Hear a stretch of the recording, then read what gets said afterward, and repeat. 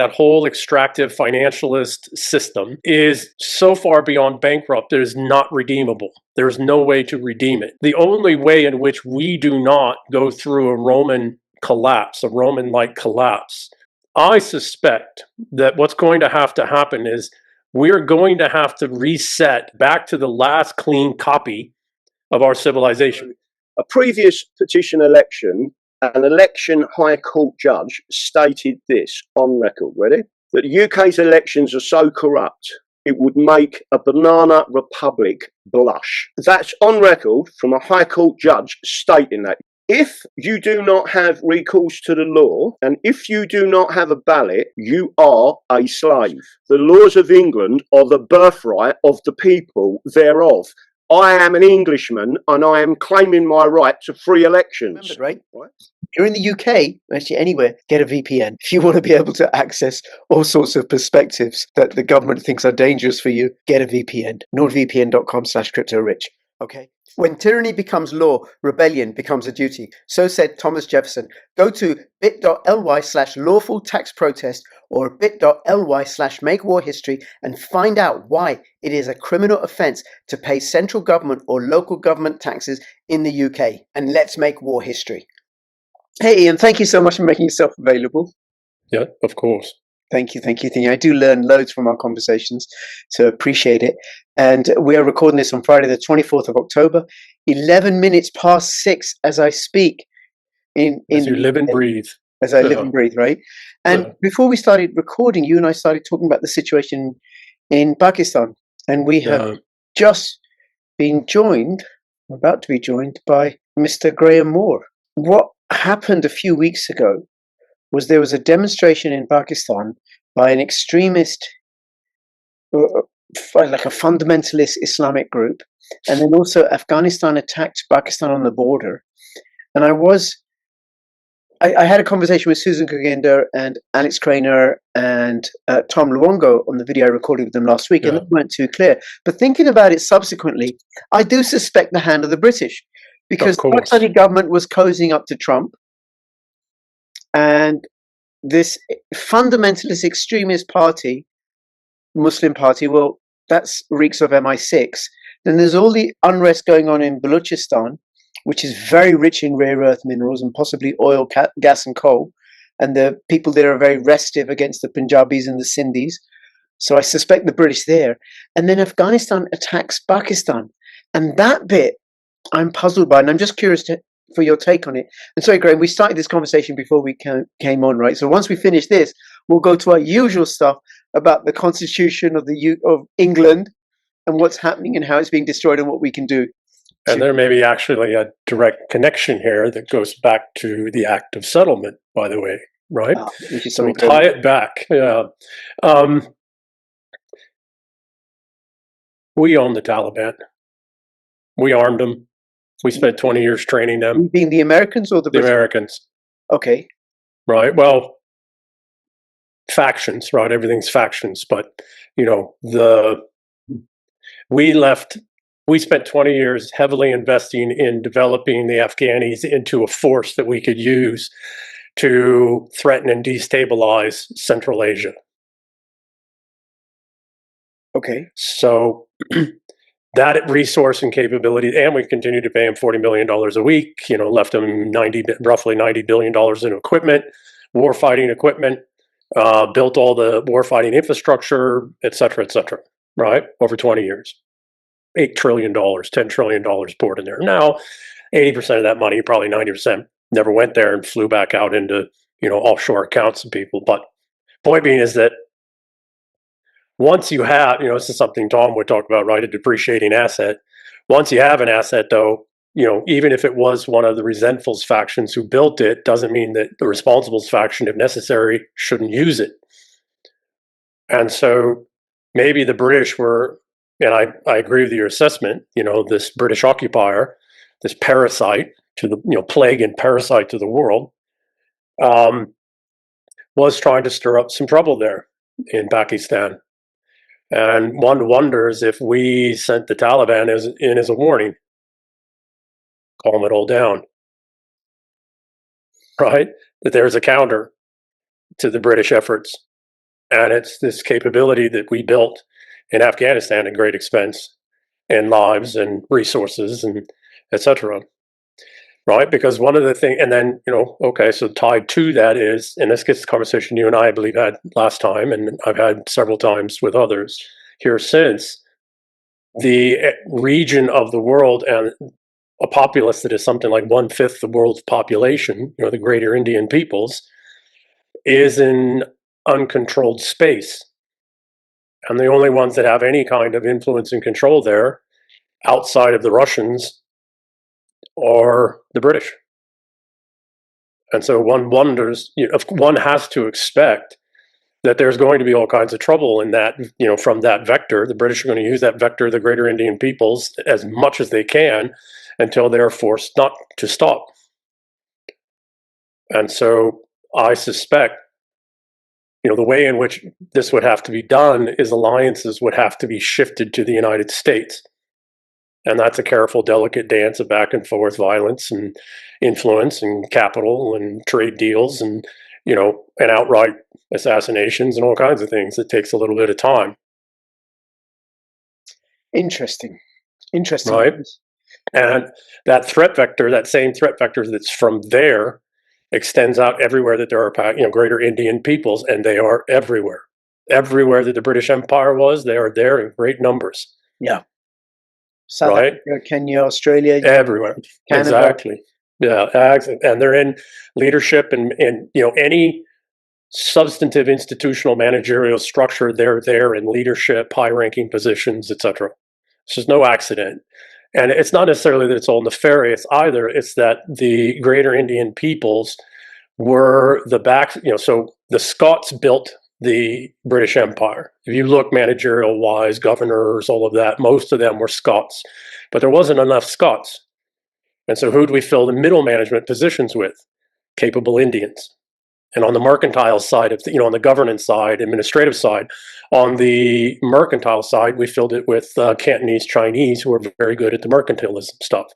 And if you look around the former British Empire, the Commonwealth, and former colonies, you'll see the pockets of Indian Pakistanis that go back some time and the Chinese.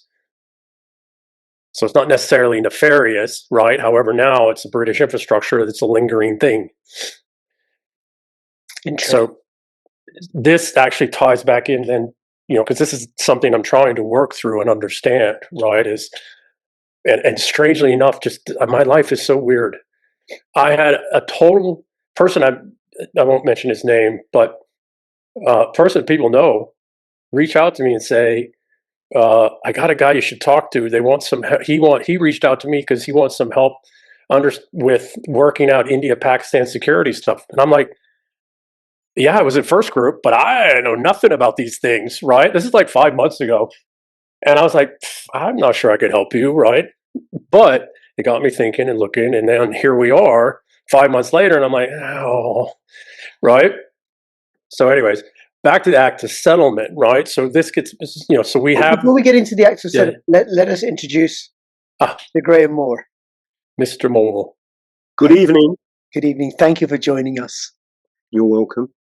Yes. Oh. And I think I should introduce both of you. So Ian, how I describe you. Hold on a second. Let me just change your name because it says Emirio Corporate. Yeah. Now, what I'll do is I'll put something over that in the video, I'll edit it out, okay? And I'll cut this bit out. Awesome. So Ian, how I describe you, I was describing you to a friend of mine where I'm staying this weekend, which is why people can see that the background's a bit different. I'm in a different office, as you can tell. Ian's a historian and a writer, because that's what you are for me. You've done many, many things. Yeah. And then Graham, you are the head of the English Constitution Society and the English Constitution Party, and a common law lawyer par excellence. Well, I'm grateful for the title of par excellence. I'm waiting now for the second highest court in England and 3 appeal court appellant judges to give us the answer to last week's case. But if anyone doesn't know about that, just to let you all know, it was extremely well attended in the Royal Courts of Justice. Over 90 people turned up. The 3 appellant judges stopped the actual case and said, we need to open up a second court to get all these people in because justice needs to be seen to be done. And they was very accommodating. We was all lovely and polite.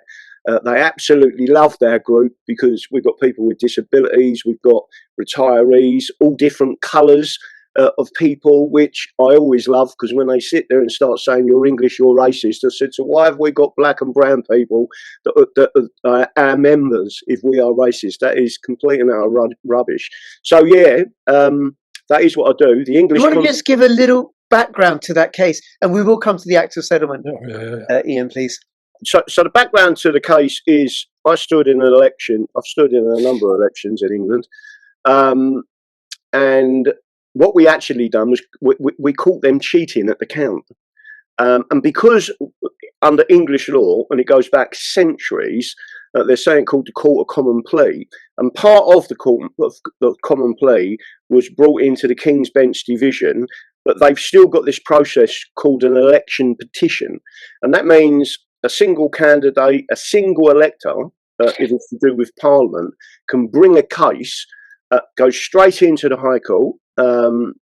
There's a special court called an election petition court, and they listen to the case, and then two judges travel to wherever it is in the country. This is why it goes back to ancient rights. That doesn't happen anymore unless it's an election petition. So two judges, High Court judges, pick up their suitcases with all their paperwork, go to that area, create a court, and so now provide your evidence. So if there's any Americans listening to this, and obviously the current company in this video, it's the nearest we've still got to a grand jury, because the British stole and took away our grand juries in I think it was 1929. But this is still there. But instead of it going to members of the public as a jury, it still goes in front of a tribunal, which technically is administrative law, but it's still using the common law principles. So basically, they try to get the case thrown out. We was not only successful in the first court hearing, legal arguments for a day and a half against two King's Counsels, which means at a higher level they've taken silk, and probably about another 4 barristers and then an army of solicitors, and then there was me. I won all of the legal arguments, including the fact that the judges stated in a cost order, believe it or not, that and this was against the Royal Mail as well, who's part of it, the judges actually stated they was grossly disproportionate costs from the Royal Mail and reduced their costs from £80,000 to £12.5 grand, and almost, not quite, but almost accused them of fraud. So, and this was all in an order, by the way. I was reading it thinking, wow, I can't believe that they're coming out this strong. And they basically said the trial goes ahead. Now, what happened then, it should take a year, 18 months for an appeal, but they managed to get an appeal in inside a week, right? And then I'm up in front of 3 appellant judges at the Royal Courts of Justice, again presenting our case for the people. The other side's King's Counsel managed to aggravate the judges so much that one of the judges actually started shouting at him. So there's an old saying, it either comes from Napoleon or Sun Tzu, and that is, when the enemy is destroying itself, don't get involved. Just let them carry on destroying their case. So for 2 hours, he went round and round in circles, aggravated all 3 judges, I must say, right? The judges then gave us 2, this was a few days before, gave us 2 cases to look at, which I studied. And out of all the so-called legal professionals in that court that day, I was the only one to mention them, the only one to thank the judges for putting those cases to us and suggesting they should be part of the bundle. And I read through it, and basically they listened to my arguments. I only stood up for 20 minutes, and everyone, because I can't see myself or understand what's going on in the background with all the people watching, but everyone said to me, trust me, they was absolutely glued to every word you said, right? So I kept it short, kept it about our history, kept it about the actual law, and they just thanked me for being succinct. And then they said, we're going to hand down the judgment. We don't know how long it's going to take, but we're aware of the trial, which is a week on Monday in Chester. That's a 3-day trial where I am technically prosecuting the returning officer and Sarah Pouchin MP for Reform UK. And notice, everyone watching this, she's never ever mentioned it. She's one of the ones trying to stop it getting to trial on technicalities, and the High Court is saying, this is going ahead, right? So we're still waiting for their judgment. But they have contacted me, the other side, today, and said that we are preparing a bundle for trial. Meaning, obviously, they're taking it seriously. It won't look very good for them if they haven't prepared for trial. It looks as if they took it for granted it was going to get thrown out. But it hasn't been thrown out. The arguments was put there. And again, just to make sure people are aware of this, I don't do it for money. So all my knowledge of law and the cases is for everyone. The English Constitution protects everyone. Don't matter what colour you are. Technically, doesn't matter what religion you are. As long as, the English Bill of Rights forbids Sharia, for example, but it also forbids, you can't have Christian laws either. So in other words, what I'm saying is, whilst we've got a Christian-based legal system, which it is, if the local vicar was to decide that you've done something wrong and wants to lock you in the vestry for a week and fine you £1,000, he can't do that under the English Constitution. Well, it's the same for Sharia, Jewish law, Hindu law. It doesn't matter. You cannot have religious. Well, Graham, this is why I say you are a common law lawyer par excellence, as determined by Crypto Rich channel, and Ian would back me up on this. He seconds my motion. Oh, extraordinary! I have people on different channels of mine, work, my writing and stuff.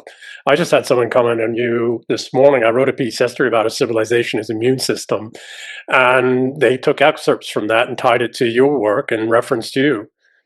So Fabulous. I had no idea who this person was, but I'm going to have the links to your platforms in the description. I do invite people to check it out. And this last thing on the trial, and then we'll move on, because you want to speak about the Act of Settlement. I'm curious about that as well, as one of our constitutional statutes. Is it a trial by jury? So it's 2 High Court judges. There is no jury, but they are the highest judges. They're literally 2 Supreme Court judges. Okay. Or they're law lords. It's not. It's at the highest level, and people. I've got personal friends who are barristers, and one who's a solicitor keeps ringing me up and saying, "Graham, wow, I can't believe you've just won against them people, right?" So when you keep pushing forward, as long as you are respectful in the court, you are respectful with the law of the land, and respectful to the seniority of the people you are talking to, right? Which is one of the most brutal facts of the last case. The King's Counsel wasn't very respectful to them, and they wasn't very respectful back either. So again, if you're sitting there as the humble man, the free man, and saying, "Listen, I'm just an Englishman. You need to understand petition what we're doing." Yeah. That's great. The brilliance of what His Majesty King Alfred set in motion as what would become the English civilization is that even a common man can bring a petition to the king. Exactly that. And right, again, to the courts of the king, right? And there is a respect that is naturally given between both the High Court and the common man. This is something very unique to English civilization, and it has helped shape the world and keeps us around. Graham, I have some questions actually related to the case before we can come to Act of Settlement in a bit, but is this related to a single voting incident? Is it related to multiple voting incidents? If it's happening if it's happening in one area, of course it's happening in all areas. So are there other related cases being argued by others than you? Well, so what they don't like about me is I have stood in many elections. I've also been what's known as a count agent in many elections. So in other words, I have seen this happen in other elections. Yeah, of One of course. them, for example, was George Galloway, Batley and Spen, where I actually wrote a full statement out for George Galloway. Now I've spoken with George Galloway previously. Anyone who knows me knows that I do not believe in his politics. I am not a communist. I don't believe in communism or fascism. I am an Englishman, right? Again, I witnessed it at he had the election stolen off him in Batley and Spen, and And I because think Andrew Bridgen as well. Andrew Bridgen is another one. In fact, they actually swapped out the whole count team just before the election with Andrew Bridgen, right, and put their own people in place. That's what they do. They're almost like trained. I've tried to explain to people how simple this is. Imagine a magician, and a magician has assistants. They carry out the illusion with everyone trained in the illusion. It's not just about the magician, right? And what I've said is, when you get to a count, the returning officer is the magician. His assistants are some of the counters, the hand waving, not all of them. That's it. And all about sleight of hand. They create that illusion. So, getting to your question, I've seen it on a number of occasions. They did it to me at last in 2016 when I stood against Sadiq Khan in Tooting. Well, he'd stood down at Tooting because he'd become the mayor of London, and I stood in that election. And they give me 50 votes. So if anyone doesn't know, they clip the votes in 50s, right? So they clip them in general or by-elections in 50 votes. 10 years later, I get exactly 50 votes in where I stood in Runcorn and Hillsby. Statistically, that's an impossibility. It's actually 1 million elections to one. It's obvious you cannot, because they're different demographics, different people, but it just so happens that they clip the bundles at 50. And because the election, there was only 6 votes in it, I actually personally saw well in excess of 100 votes, right? So I wasn't expecting to win, but in the last election before the one I just stood in, I got 1,007 votes. So getting 50 votes when you stand for retirees, bearing in mind the electorate is getting older, and bearing in mind that they're being attacked financially, as soon as they know we're standing, they're like, I'm voting for him. He's the only one who speaks. He's the only party speaking for us. And the disabled do the same. So to get 50 votes in 2 different demographics 10 years apart is completely impossible.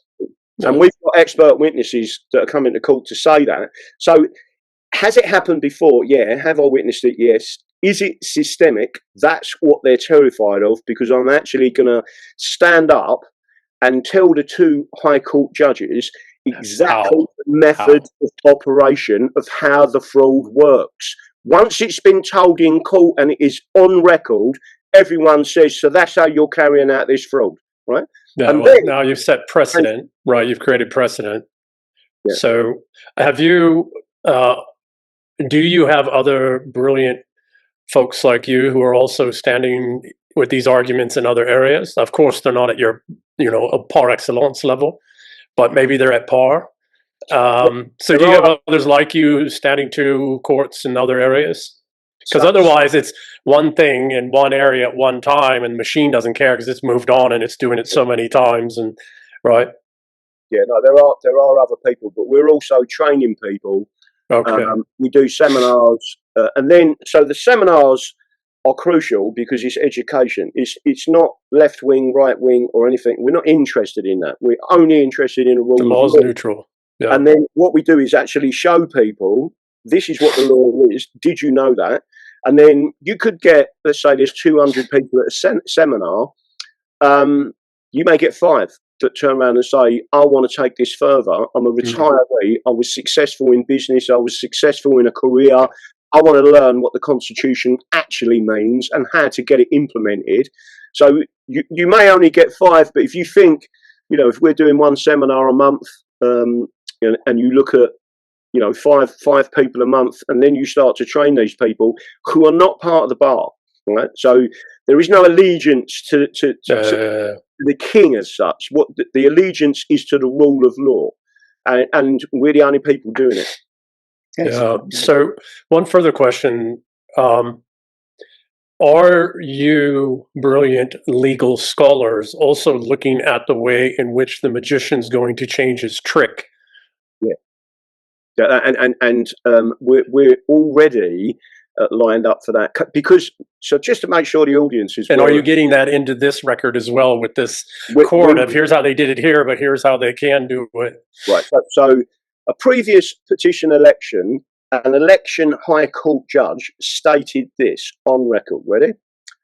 That the UK's elections are so corrupt, it would make a banana republic blush, right? That's on record from a High Court judge stating that. You can go and Google it and it will come up and you can read his comments. One case in particular, funny enough, in Scotland, right? Someone had called an election petition, and when it got, I think, 3 days or 4 days from the actual trial, guess what happened? All of the ballots went missing. Every ballot had disappeared, right? That's again all on record, right?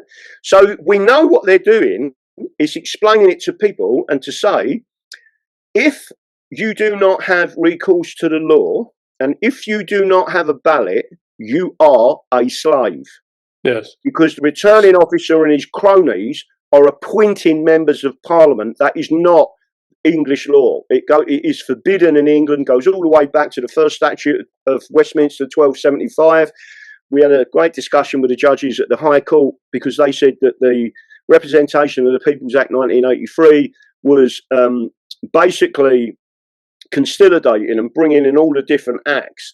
And I said, that is true. But it also brings in, as part of that consolidation, it brings in the first statute of Westminster of 1275, the English Bill of Rights of 1689. It brings in everything, including the Declaration of Rights, the Declaration of Reasons, and most importantly, it brings in the Acts of Settlement. And then when I spoke about the Acts of Settlement of 1701 in the High Court, and I said, it's still law.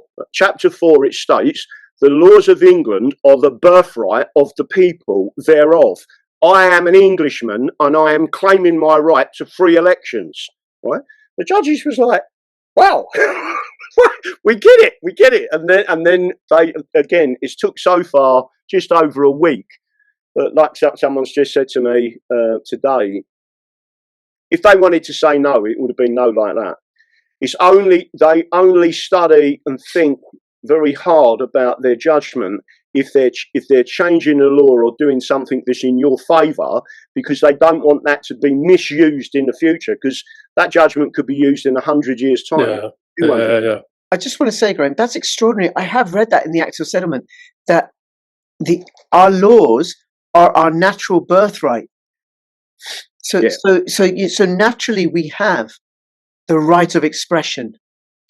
Because you listen to babies, they don't ask for permission before they will, right? We naturally have the right of free association. We naturally have the right of owning property, of having property. Because one of the things that I'm curious about is, what are the protections within the English Constitution against digital IDs? Yeah, well, digital ID, everyone should be aware of this. It is only about control. And the reason why they try to bring in earlier on a COVID pass, because that was the initiation, if you want to call it that, of digital ID. But people need to be aware of something else. And I'm hoping your audience already know this. If you don't, you should do.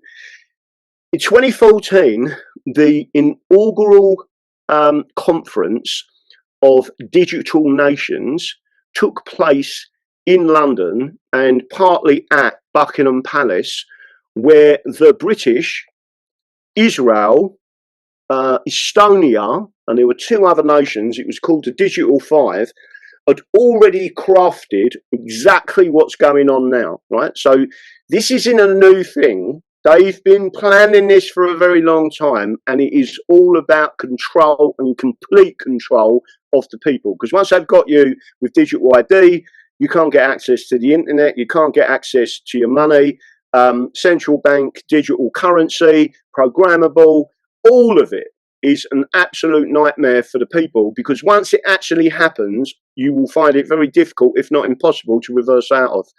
And all you've got to do is think about the USSR and what happened with them. I mean, bearing in mind, they used to queue up for 3 hours for bread, right? And they told their people, Yes, but the people of the West are queuing up for 10 hours.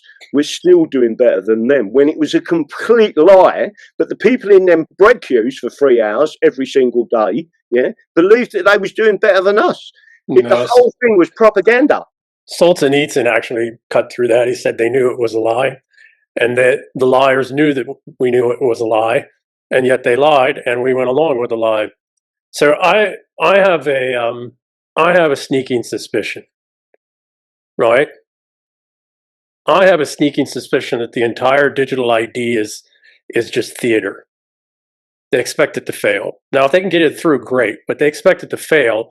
It is the great Satan distraction from what's happening economically and what's happening with ethnic replacement and what's happening with the total and absolute co-option of liberal democracy. You think it's a distraction? I think it's a distraction. Now, it's got to be all in. I wouldn't disagree with that as the answer. I don't trust anything that they do, and anything that they start promoting as we need you to rile up against this. And there's a certain individual that I've seen that is riling up against this, and I've seen that person previously. Do not trust that person at all. I won't say who the person is, but I'm think they recently went to. I actually think it's a distraction. They recently went to Israel, I believe, and they organized a big demonstration, this other person, which I didn't go on. So I suspect, right, that all of this stuff, now if they can get away with it, they'll, yeah, of course, right? But I suspect all of this bugs, eating bugs, and all and the digital IDs and the CBDCs and all of it, I think it's all just theater specifically designed to get us all riled up over here. Meanwhile, we're being totally ethnically replaced in our own communities, and not just physically, but economically, property-wise, etc. And the entire economic system, financial system, is beyond bankrupt. Yeah. And so it's what you would do. Massively beyond bankrupt. Massively. There's no recovery. I'm going to push back against that, because I think the digital ID will coalesce with the CBDCs, which is an antidote, their cure for the bankruptcy. Nope. It won't work. And they know it. It's another form of fear. Why won't it work? The fear. Well, because you can't. Okay, give me 1 second. It won't work because there is no more to financialize. Okay, but they could cancel the currency and say, okay, we're going digital. CBDCs, here they are, connected to your digital ID. This is it doesn't matter. The rest of the world has to agree to it. England can't, the United Kingdom can't feed itself, can't produce anything. And it's not importing people that can do any of that. And so it has to buy goods and services from overseas to even sustain itself at all at the basic level. And the rest of the world isn't going to agree to use their CBD currency system. Okay. The whole thing, and here's the other piece, okay? The other piece is that it doesn't work thermodynamically. All of these things run up against hard thermodynamic and energy conservation law restraints.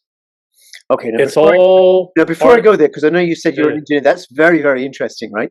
But what about a situation where there's a dual currency? There's an internal CBDC, and then some sort of, I don't know, bomb. Well, they're going to try. They're going to try, but again, they're going to try, but it won't work.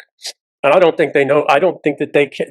I believe, so two different groups of people, right? You got the managerial level people, they're all in on it, right? This is how we do it. But then you got the ones that actually developed it, roll it out, the higher, like Tom says, right? The folks at the that own, so you got the people who are the supplicant at the high table, you got the people that sit at the high table, and then you got the people that own the high table, right? And the folks that own the high table know it's not going to work. Oh, they're going to give it a good try, and they're going to hand it off to the people sitting at the table to promote, so that the supplicants at the table will really try to do it, right, as a way to sustain. But it won't work thermodynamically. It won't work. It's a bit like when and by the way, this was a major issue. It was a bit like the 2008 crash, right? And Gordon Brown comes in as the big hero and says we're gonna create all this money and flooded electronically. It's the same thing again, right? Instead of dealing with a problem, what they're doing is fluffing around it and making the problem bigger and bigger, like it's getting a bigger and bigger balloon before it actually bursts. But once it's burst, it'll be far worse than anyone's ever seen before. And just to make sure people understand this, Iceland knew exactly what was going on. The people of Iceland stood up in Iceland with pots and pans outside in a massive demonstration. Started with one person, right? The pot and pan outside Iceland. Next day there was 5. The day after that was 10. Then there was 100,000 of them, and they couldn't hear themselves think in that parliament. They come out of the parliament and said to the people, "What do you want?" And they said, "We want the finance minister put on trial for fraud. We want the entire government to go," and they go now. And the whole government went. And this is what the new president of Iceland said. By the way, you can go and look at this on Google or on YouTube. He actually had a message for Gordon Brown. "You are not welcome in my country. Do not come to my country." In other words, they was telling Gordon Brown, if you turn up and set foot in Iceland, we are going to arrest you for what you've done to Iceland. For incitement. Very good. Yeah. Very good. Now, Ian, I thank you, Graham. That was fascinating. Yeah. I'm going to look that one up.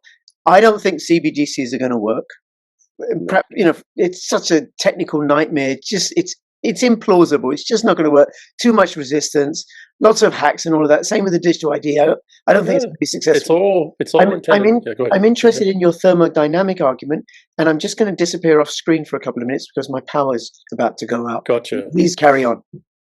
Yeah. So what they're trying to do as the base of the financial system, and I hear Tom Long was touched on it, and Elon Musk's commented on it, etc. And I've heard, you know, supposedly big-brained people, but maybe not so big-brained, right? Just linguistically skilled people articulate that the new, it's this quantum financial system, right? This quantum finance. What the tech bros are trying to do, and the technopoly is trying to do, is move from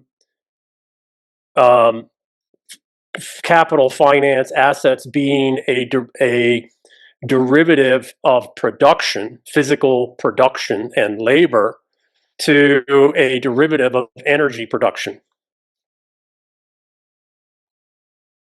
That's what they're trying to do. It's part of why they're building out all these data centers and everything else. It's because what they're trying to do is say that the value of an economy is not what it produces, but how much energy it utilizes. The problem is that one, that's an economy that produces nothing but energy and digits and binary code in all of its various forms, and you can't eat any of that. You can't. It's just ludicrous. It's nonsense. And what do you wind up doing with that? Well, you wind up with a very small number of people who are producing energy and then building vastly complex technological solutions like blockchain, Bitcoin mining, right? And at some point, and then for the vast numbers of everybody else, they're just kept slaves. That's why they want the CBDCs and the digital IDs and all that, because they're going to have to apportion out to them resources, because the only ones that will be able to afford to buy any of the foods and rents and everything else will be these few people that have these massive data sets. So the whole thing is ludicrous, and it's the inevitable result of handing the world over to tech bros. And I've been in tech for 40 some odd years, right? So the concept and idea that as a species, we are going to transition from wealth being a product of physical human labor, whether it's cognitive labor, intellectual labor, or physical labor, or some combination of the two, to human wealth is going to be a product of energy utilization, straight up electrical energy utilization in complex systems and machines is ludicrous. And at some point, it runs up against the laws of thermodynamics, where the inputs to build the energy utilizing, the dissipative structures to use all the energy production becomes too expensive. You can't produce enough energy. Now, we still got some ways to go there, et cetera. But the other piece is what value does an individual human being have then? Their Twitter account? And how much electricity they're using in these complex, computer systems around the world? and how much, computer systems in the surveillance state are used to monitor and maintain. You know what I mean? It's a ludicrous concept and idea to move, but they're all in on it, right? But it's a ludicrous and the reason they're all in on it is because then you don't run into zero-sum issues. It's infinitely expandable. In their mind, it's infinitely expandable, et cetera. The problem is it's purely synthetic. It's purely artificial. It's completely inhumane. You wind up wiping out. This is why they want to wipe out the populace, because they don't need them, because they can actually just use agents. That's why they're doing all these virtual partners and companions and stuff, is because they can actually mimic, they could grow the population if they're able to transition to this whole economy as a energy utilization rather than human production and labor, right? Even if human production and labor is augmented by machines, that's still a different thing. But if they can do this, they have an infinitely expandable economy that doesn't need people, because they'll just add more agents and more computational resources and more energy production. And humans are just messy, and sometimes they have revolutions, and you got to feed them actual real food, and then you got to deal with the body waste and all, right? Yeah. So the issue is this, and there's a great book by Nick Bostrom called Superintelligence, and it's what they're all working off of. Right. Came out years ago. It's a brilliant book, right? But in their mind, and I've known some of these people personally for 25, 30 years. In their mind, this is how you get to be a type 1 civilization, and that's the holy grail for them. The problem is the way they're looking to go about this to get to a type 1 civilization, which is actually, for me too, I want us to do that, right? But the way in which they're going about it is you get rid of the humans. Yeah. It's the only way. Humans cost too much. They're too energy, you can't control. There's too much. So that's one piece. And again, that all runs up against hard thermodynamics and conservation, laws of conservation of energy stuff at some point, right? Okay, and we're pretty close to it. The other thing is, though, and I've been writing on this the last 2 days actually, article yesterday and the article day before. A single cell in our body is more computationally rich and more energy efficient than all the computational resources on Earth combined. That's one cell out of tens of trillions in our own body and bio, right? Tens or hundreds of trillions. Whatever we're trying to build, like blockchain, I wrote a piece about blockchain yesterday and how it pales in comparison as an artificial immune system, which is what they're trying to build. It doesn't even remotely come close to even some function within a single cell. The point being is that 4.5 billion years of life have made every one of our cells in our body this ludicrously capable, self-sustaining, self-repairing, self-adapting, self-learning quantum computational resource. And we have tens of trillions of them, if not hundreds of trillions, that make up every single human being. How the hell are you going to compete with that with technologies that pale in comparison? That's very good, Ian. I want to move this on, because I'm conscious of the time, right? But that's a really good point, because human beings haven't come up with anything like bird flight or anything like bottled milk is so poor compared to mother's milk. Schooling is so awful. Anything synthetic. Yeah, everything synthetic is a gross. Yeah. Yeah, absolutely. Yeah. Okay, very good. Great. Right. Now, let's bring in the act of settlement. The act of settlement, yes. Act of settlement, one of the constitutional statutes. Is it 1700? I think 1701. Oh, it's close. Yeah. That's what we're talking about in 1700. So the act of settlement is a crucial part of the original revolution, the Glorious Revolution, for the simple reason, and it actually states it in the title, that is for further securing the rights and liberties of the people. But one of the native peoples. Yeah. It was also to make sure that the Protestant line of the throne continued, right? So, but the major parts of the Acts of Union, and this is the simple thing that people don't understand, and how bad the English, Scottish, Welsh, Irish, Cornish have been betrayed by the British regime in 1948. But so just to make sure people are aware of this, we lost the Second World War, right? We lost the Second World War to the Soviet Union and communism. In 1948, the Attlee Labour government passed through an Act of Parliament called the British Nationality Act of 1948, and it's Schedule 4, hidden in that act, and there is a reason why that is such a bad thing to do, because it's ultra-vires. It actually removed a crucial and critical protection of the Scots, the English, the Welsh and the Irish and the Cornish, right? And that protection mechanism was basically to have any position of authority, including MP, judges, police constables, mayors. Just think about all the mayors you've currently got in place that shouldn't be in place, and anyone in council authorities. What the actual settlement said was, you cannot have any of them positions of authority or power or profit unless you are born of English parents, right? Plural, right?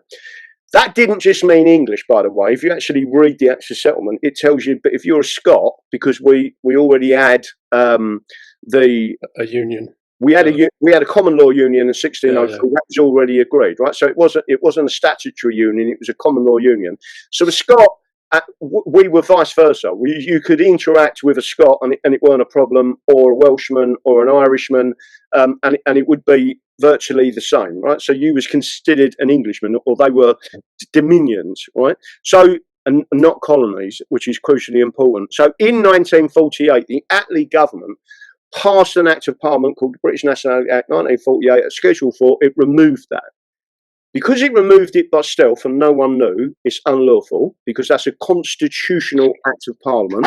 Sorry, how do you mean no one knew, Graham? It's in the statute. If I go to the Gov. What I'm saying is, so let me be clear on nobody knew. It's already been stated in another case, and a more recent case, which was Sunderland versus Thornton. It's otherwise metric. Sunderland versus Thorburn, the metric martyrs.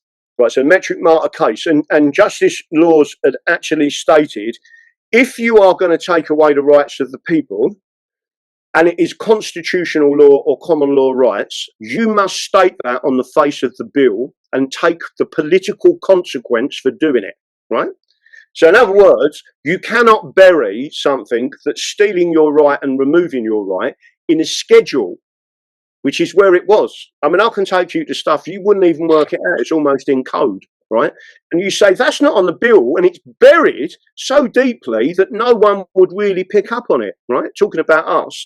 But the people that brought it forward were already of the communist regime, right? So, and again, and by the way, it wasn't just the Attlee government. Anyone out there who's singing their praises for Margaret Thatcher, she did the same thing in 1981 with the British Nationality Act of 1981, which erased anyone born after 1981 was no longer English, Scottish, Welsh or Irish. You could only be British. And the last people who did that was Joseph Stalin, who was the Commissar of Identity in the USSR. They mirrored what they'd done. And why did they mirror that? Because it come from the British in the first place. People don't realise how this fits in, and I'm talking about the USSR was a British experiment. It was a live test of the evolution of the British system, the Venetian Dutch City of London system. And if you go back to this, is why Putin has said on a number of occasions, we are not part of your Roman Empire. Yeah. Right? The reason why he has said that is because the British were an extension of the Roman Empire, and I'm talking about the Holy Roman Empire, not the Holy Roman See. Two separate things. Yes. So Henry VIII didn't care about divorce. Henry VIII was trying to break free of the Second Rome. Exactly that, which is communism. So in communism, you only have two types of people. You have the plebs or plebeians, and then patriots, which are like the lords, and then you have a third class that's not recognized. They're called slaves. Yeah, and that's what they're trying to. Or the gulag, the folks go in the gulags. Yeah, and that's what they want to reduce us to. Graham, sorry, Rich. I said that's what they want to reduce us to. Well, it's pretty much what they've already done, and that's why they're bringing out all of this CBDC and all this other stuff. It's not necessarily just going to work. It doesn't need to. They already have total control. It's a distract away from other things that they're doing. And more importantly, what it is, okay, so here's a suspicion. I don't know this because I haven't reasoned this out, but, you know, in unrestricted warfare, this is what I would be doing, right? There are a whole lot of folks, older Xers and boomers, who are retiring, who are rather intelligent people, right? Educated back before all of the nonsense. And they got time on their hands. And they love and care about their civilization and their history and their culture. And you could see what you're doing happening with 1 million people across the country looking at 5,000 different things that have been done. Boy, I'd sure want to head that off. I'd sure want all that brain power fighting something else that doesn't really matter, so they don't go in and undo, like you're saying, right? The 48 Atlee thing that was hidden. There's all kinds of those that can be undone. Exactly. Right. That's why they don't like us, because what we've done is reverse engineered with you, not just me, a whole team of us saying you did this, and we can take you all the way back through history, showing that it's systemic, going well back to the 1800s. Well, and really, actually going back to the 1680s. Really going back to the 1680s, because they started it all there. Happened before. But just on a quick note on that, because I made a couple of notes as you were speaking before. Communism has never worked, right? The electronic system that they're trying to implement is the same as communism, just on an electronic scale. It's digital. Yeah. They know it's not going to work, and the point is to get rid of the people.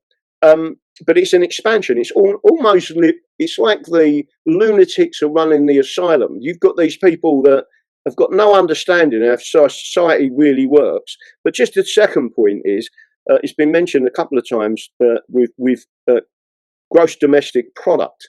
Well, I've never believed that you should measure a society on GDP. I believe you should measure a society on the happiness of the people, which is part of the American Constitution and the American independence. It's about happiness. It is not about how much money you earn or what you produce. It's about everyone in society gels together as a happy group of people. So, Graham, go back and read the article I wrote 2 days ago on X or Substack. It gets right to that, right? To Dr. McGilchrist's work, right, and his narrative, and the master and his emissary, we have to return the servant to the status of servant, and the servant is finance. It's not the master. And we need to put the servant back in the position of servant and put back as master our civilization, which is the master. It is also the immune system, this complex immune system, and I've written on this the last 3 days, last 2 days, yesterday and the day before, right? Give me 1 second. Life, liberty, and the pursuit of happiness, right? Now, I'm not so keen on the happiness one, probably because I'm half Scot and we're probably not capable of happiness. It's just built into us.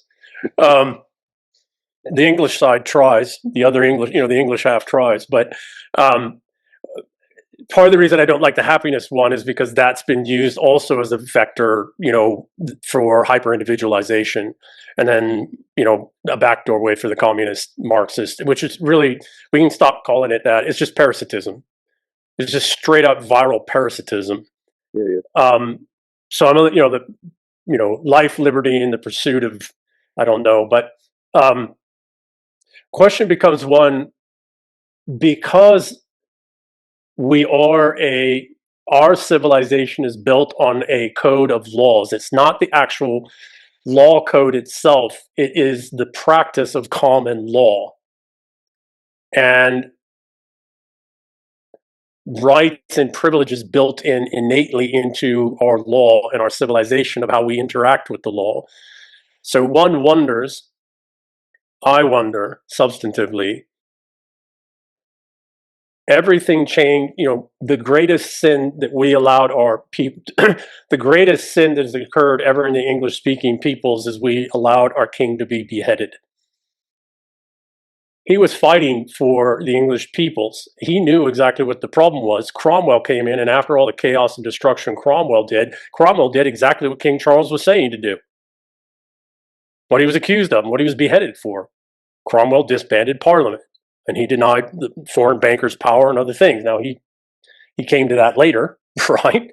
After, I think, realizing the mistake that had been made. But the point is that I suspect, going all the way back to bloody Pym, and there's one character in history I hate the most, it's Pym, the parliamentarian.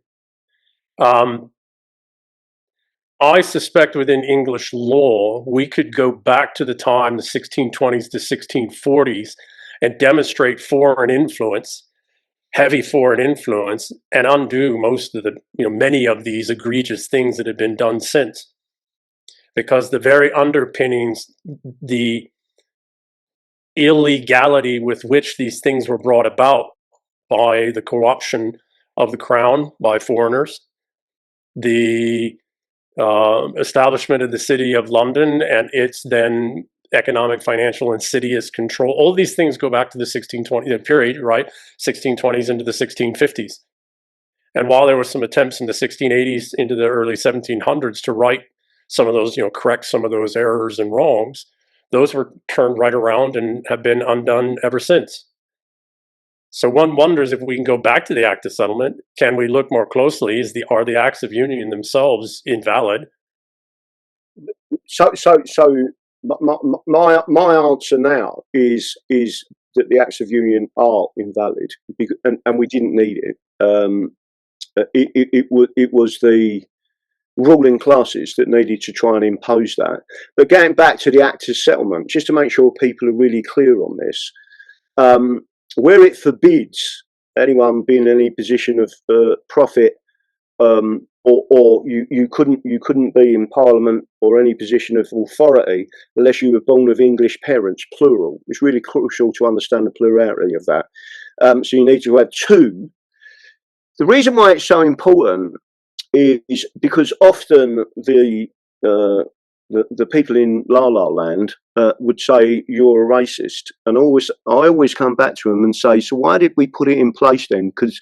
Because it was actually to keep the Dutch out of our parliament, because the Dutch, who were the same race as us but a different culture to us, right, were raping our country and taking our rights and taking the profits of the people and piling it back into Holland, right? That's why they created that rule, which has been there for a long time until 1948. So it was nothing to do with race. There is another crucial element to this, and I always forget the name of it, but in 1708, right, so just after the Union, they created a law because Protestants were being persecuted in Europe, right? And they created this law, and they allowed for Protestants all over Europe to come to England, right?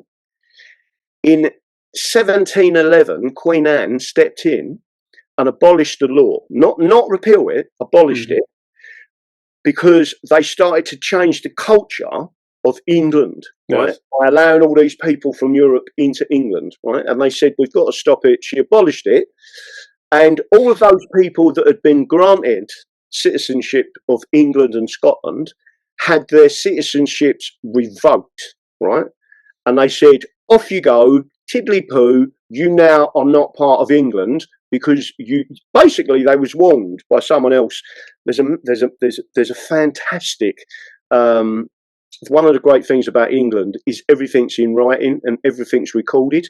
Well, if you go back to Parliament and Hansard of the time, you can actually hear the debate about this very subject. And they said, if you allow all these foreigners to come into our country, and they're not talking about black people or brown people, they're talking about white people from Europe, you are going to destroy what our ancestors built and our freedoms that were given to us, not to them, right? They're not to be given away. And that whole conversation happened. So what we're saying, and to your point, can you go back in history and change these things? Yeah, and that's the beauty of the common law. Stare decisis and precedent is put there so our ancestors who faced them same problems solved them. And instead of us having a civil war, right, we say, how did we solve it then? That's how we did it. So that's what we've got to do now.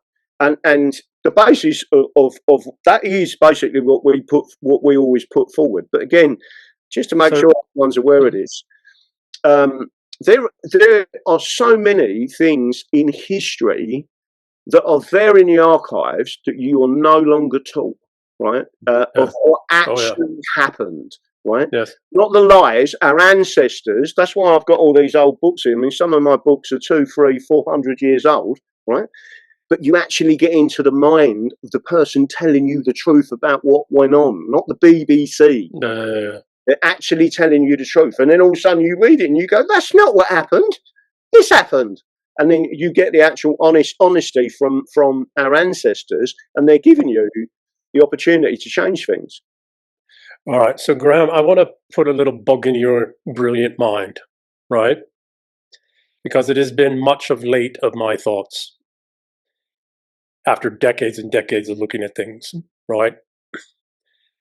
I firmly suspect, so let's say this, the world created by the Westphalia on continent and the inglorious revolution culmination in what would become in the Isles, let's just call them that, set in motion, were structures and systems set in motion against the will of the people, without the participation or will of the people. Now, on the continent's a little different, right? But in England, Ireland, Scotland, Wales, Cornwall, and East Anglia, we got those folks over there too, right?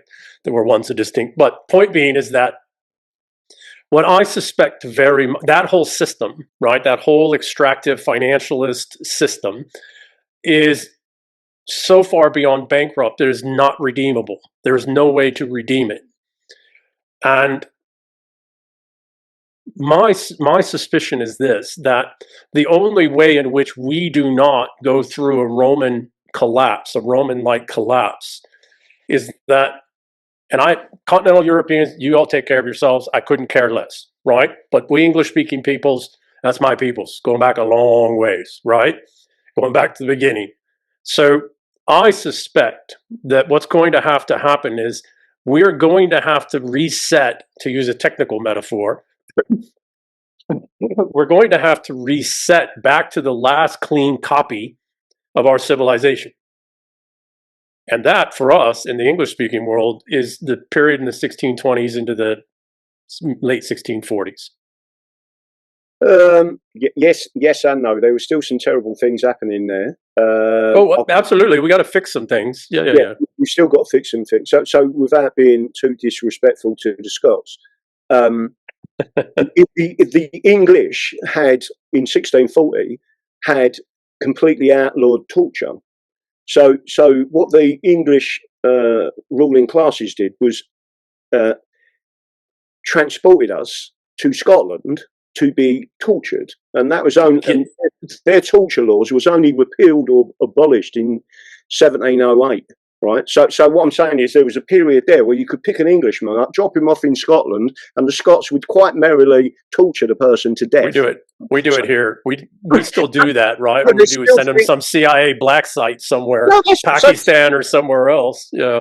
History is just repeating itself. Yeah. Same things they did before, they've done again. And it's the people that's responsible for it. But could you go back and change this stuff? So let me.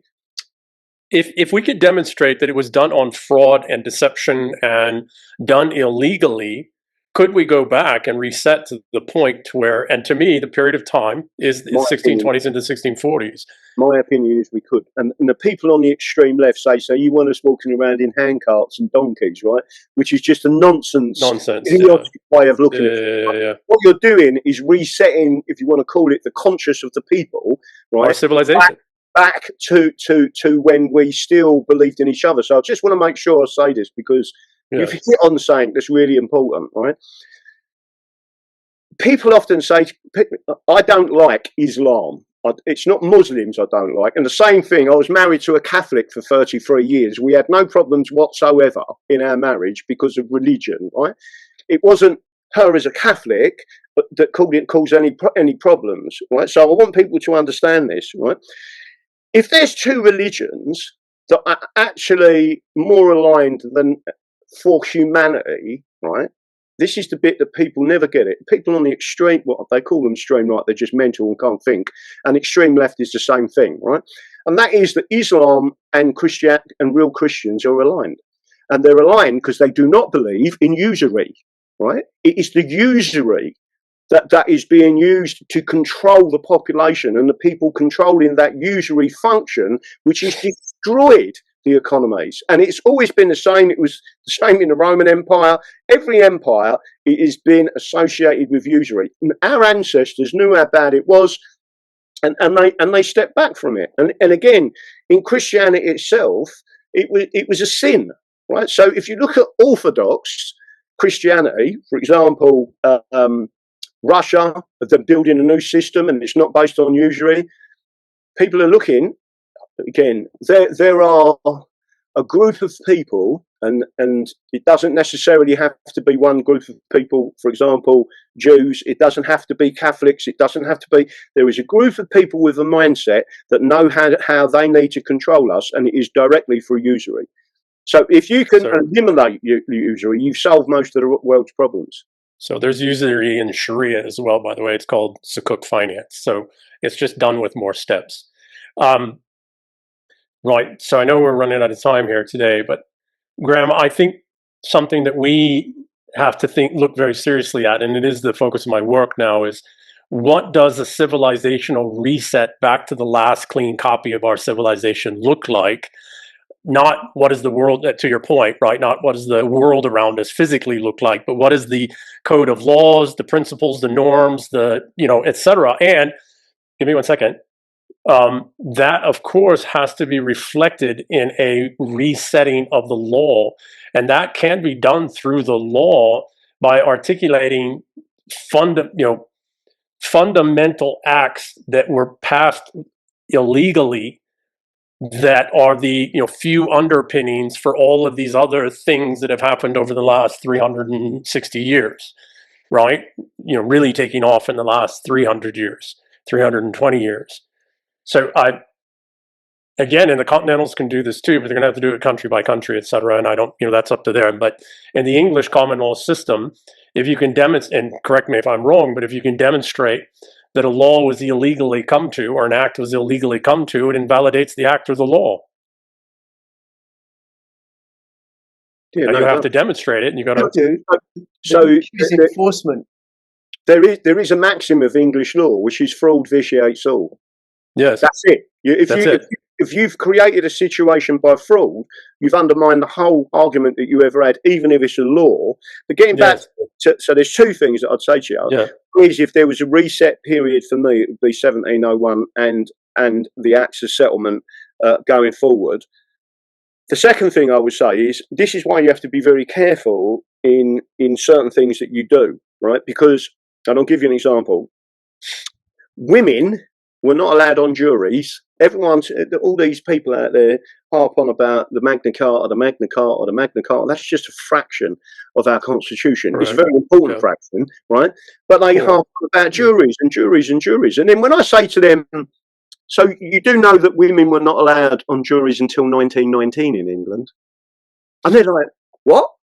Yeah, they wasn't allowed on juries until 1919. And then I tell these same people, go and read this book. Right? It's the Hamlin Lectures. It's written by Lord Devlin, trial by jury, and he tells you everything you want to know about juries from right back to the beginning.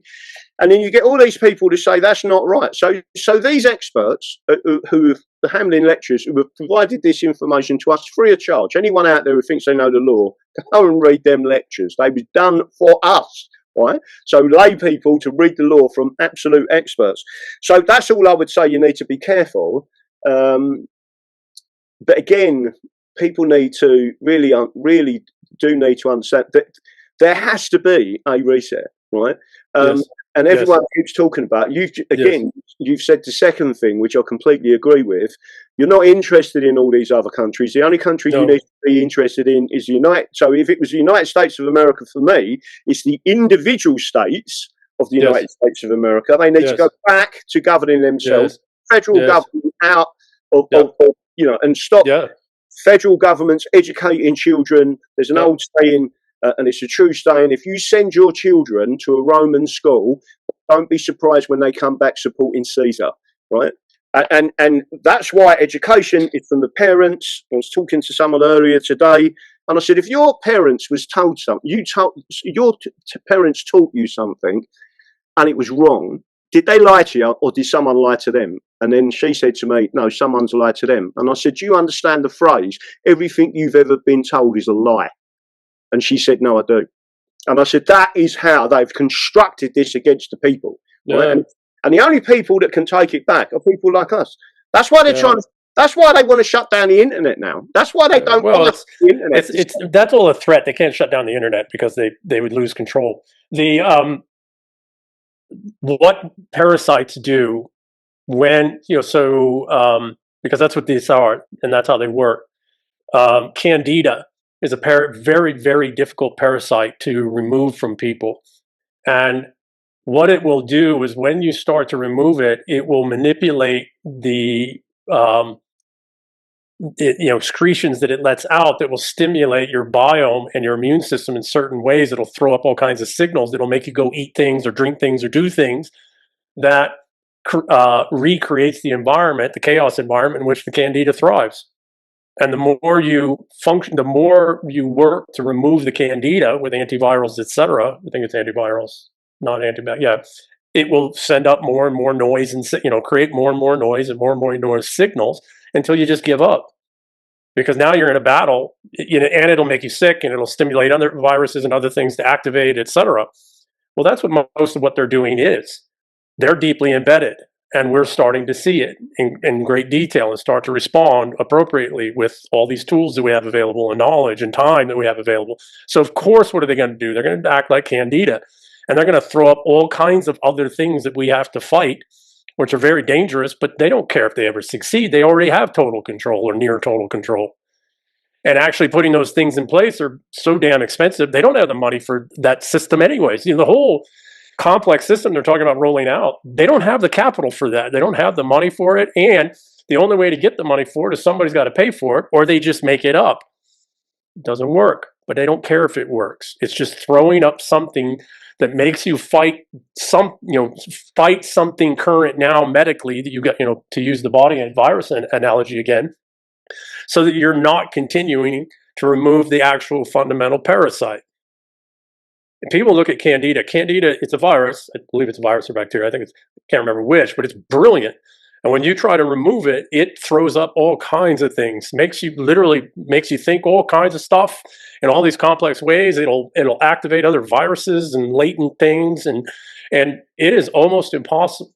So, anyways, even if you start removing the heavy metals from your body that it thrives on, the toxins that's created by that, it'll start attacking you. It's brilliant. Well, that's how these people work. It's exactly how they work. They just throw up all this stuff to distract us. So for me, it's like legally, the period where everything went wrong, right? There's always attempts, there's always mistakes, etc. But where everything went wrong with the English civilization and the English system, which America and everybody, we're all part of, right? Was that period from the 1620s into the late 1600s. Now, yes, some things were done in there, right? But there is a reset that has to happen, and that's the period we have to go back to. Now, to your point, without losing all of the good things that were done too. And some of those things, if we do some of those things are built on pillars that were fraud and go away, what we have to have as a replacement for that is go, hey, that was a good thing. Let's, do something now that's on a solid footing, a solid legal footing that replicates that, or is current to our period. So that's what you do when you're cutting away necrotic flesh, right? From a sick host, is when you're cutting away necrotic flesh, sometimes you're cutting away some good flesh too. But you're doing so also fortifying the body, sometimes putting in little filament structures, etc., so new healthy flesh can grow back. Yep. Right? Thank you, Ian. Graham, anything you want to say? And then we're going to need to finish up soon. No, I mean the main thing. I mean, when you reference the English system, I think it's really difficult for people to grasp what actually happened when the English left England and went to America. In effect, it was the Whigs that built America. and they had a different philosophy, completely different to the Tories. The Tories were, in effect, they're still called it now, the robber barons. They were the landed gentry. They were the people that stole the common land off the people. They were the ones who created and assisted the Enclosures Acts, took our common land. So what you're actually trying to do is be more directly modelled on a Whig system, rather than the Tory system. And then you want as many as independents as you can that just believe in constitution. Like me, I'm an independent, really. Even though we've got a political party, we don't have whips. You can't influence me. If I'm representing the people that have elected me, I represent them. I don't represent the people that are trying to what's the name for them? Where they're trying to buy their what they need. They buy their regulations. So that's what you've got to go back to. So the Whig system was actually a better system. They proved it, and they proved it massively with the United States of America, because what I always say to people, the United Independent States of America, which is crucial to remember that, people must understand that America is the greatest nation on earth, not because of its populace and not because of its size, because its population isn't the greatest on earth, and its size. I mean, Russia's massively bigger than the United States of America, in fact, every other country.